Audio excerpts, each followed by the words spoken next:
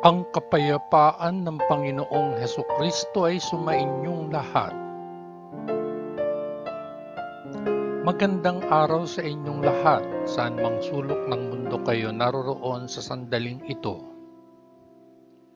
Ang babasahing mabuting balita sa araw na ito ay pinamagatan kong magsaya ka kung naiinsulto ka, dahil ang Espiritu ng Diyos ay nananahan sa iyo. Pagbasa sa banal na Ebanghelyo ayon sa unang liham ni Apostol Pedro, ika-4 na kabanata. Na bagong buhay.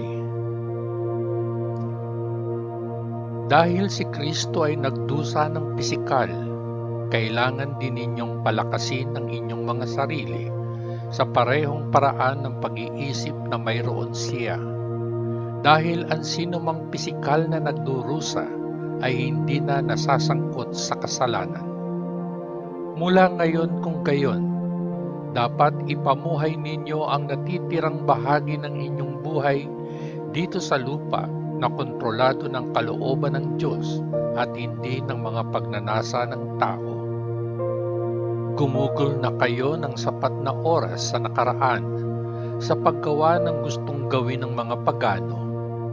Ang inyong buhay ay ginugol sa kahalayan, pagnanasa, paglalasing, kasiyahan, pag-iinuman, at kasuklam-suklam na pagsamba sa mga Diyos-Diyosan. At ngayon ay nagugulat ang mga pagano kapag hindi kayo sumasama sa kanila sa parehong ligaw at walang ingat na pamumuhay, at sa gayon kayo ay iniinsulto nila. Ngunit kailangan nilang magbigay ng pagsusulit sa kanilang sarili sa Diyos, na handang humatol sa mga buhay at mga patay. Kaya't ang mabuting balita ay ipinangaral din sa mga patay, sa mga hinatulan sa kanilang pisikal na pag-iral gaya ng paghatol sa lahat. Ito ay ipinangaral sa kanila upang sa kanilang espiritual na pag-iral ay mabuhay sila gaya ng Diyos na nabubuhay. Mabuting tagapamahala ng mga kaloob ng Diyos. Malapit na ang wakas ng lahat ng bagay. Dapat kayong mapagpigil sa sarili at alerto upang makapagdasal. Higit sa lahat, magmahala ng taimtim, dahil ang pag-ibig ay nagtatakip ng maraming kasalanan. Buksan ang inyong mga tahanan sa isa't isa nang hindi nagrereklamo. Ang bawat isa bilang isang mabuting tagapamahala ng iba't ibang kaloob ng Diyos ay dapat gamitin ang espesyal na kaloob na natanggap niya mula sa Diyos para sa ikabubuti ng iba. Ang sinumang nangangaral ay dapat mangaral ng mga mensahe ng Diyos.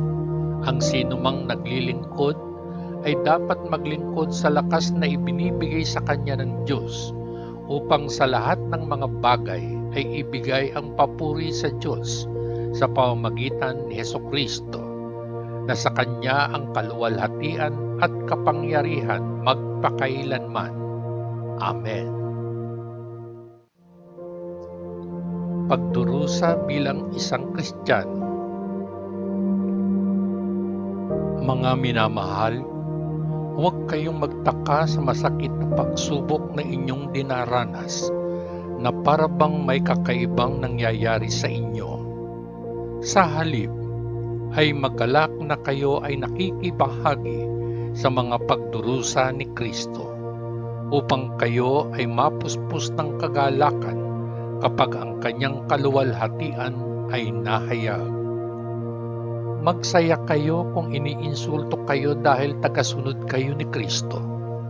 Ito ay nangangahulugan na ang maluwalhating Espiritu, ang Espiritu ng Diyos, ay nananahan sa inyo.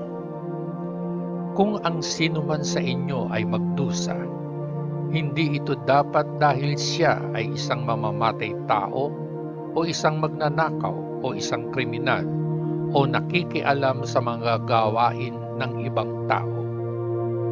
Gayunpaman, kung nagdurusa kayo dahil kayo ay isang Kristiyano, huwag ninyong ikahiya ito, ngunit salamat sa Diyos na taglay ninyo ang pangalan ni Kristo.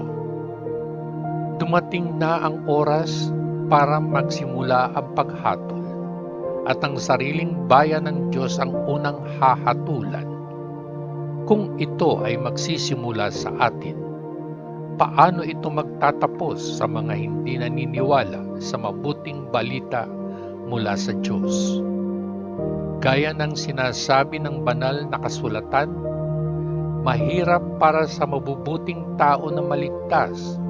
Ano pa kaya ang mangyayari sa mga makasalanang walang Diyos? Kung gayon, ang mga nagdurusa, dahil ito ang kalooban ng Diyos para sa kanila, ay dapat sa pamamagitan ng kanilang mabubuting gawa ay lubos na magtiwala sa kanilang sarili sa kanilang lumikha na laging tumutupad sa kanyang pangako. Ang mabuting balita ng ating Panginoon. Salamat sa Diyos Ama sa langit, sa ngalan ng Panginoong Hesukristo na ating manunubos. Amen. Amen. Amen. Peace.